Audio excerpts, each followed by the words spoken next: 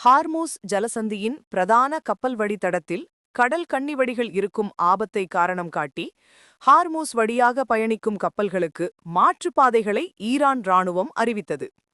கடல் கன்னிவடிகளின் அபாயம் காரணமாக கப்பல்கள் பிரதான வழித்தடத்தை தவிர்க்க வேண்டுமென்றும், கப்பல்களின் பாதுகாப்பை உறுதி செய்வதற்காக புதிய பாதைகளை பயன்படுத்த வேண்டும் என்றும் ஈரான் அறிவித்துள்ளது. உலகின் எண்ணெய் வர்த்தகத்தில் 1/5 வகிக்கும் மிக முக்கிய நீர்வழி பாதையாக விளங்கும் ஹார்முஸ் ஜலசந்தி ஈரான் மீதான போர் காரணமாக மார்ச் தொடக்கத்திலிருந்து மூடப்பட்டது. நேற்று முடிவான 2 வார கால போர் நிறுத்தத்தின் ஒரு பகுதியாக தற்காலிகமாக ஹார்மூஸ் ஜலசந்தி வழியாக கப்பல்கள் செல்ல ஈரான் ஒப்புக்கொண்டுள்ளது. இருப்பினும் கன்னிவடிகள் பொருத்தப்பட்டதால் பிரதான வழித்தடம் இயல்பான போக்குவரத்துக்கு அபாயகரமானதாக உள்ளது.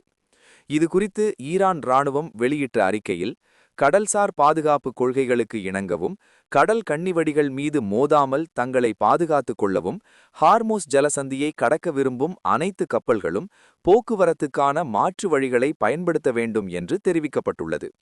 மேலும் ஹார்மோஸ் ஜலசந்தியில் கப்பல்கள் செல்வதற்கான புதிய வரைபடமும் ஈரான் கடற்படையால் வெளியிடப்பட்டது.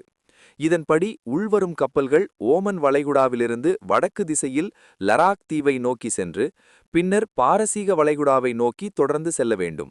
வெளியேறும் கப்பல்கள் பாரசீக வளைகுடாவிலிருந்து லராக் தீவின் தெற்கே கடந்து பின்னர் ஓமன் வளைகுடாவை நோக்கி தொடர்ந்து செல்ல வேண்டும் என குறிப்பிடப்பட்டுள்ளது.